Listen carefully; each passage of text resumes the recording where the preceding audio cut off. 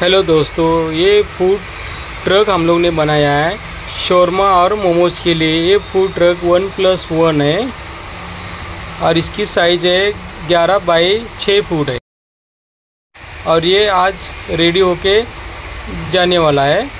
तो ऐसे ही किसी को फूड ट्रक फूड कार्ट बनाना है तो स्क्रीन पे जो नंबर दिया है उसके पर कॉल करिए और वीडियो को ज़्यादा से ज़्यादा शेयर और सब्सक्राइब करिए। Thank you for watching.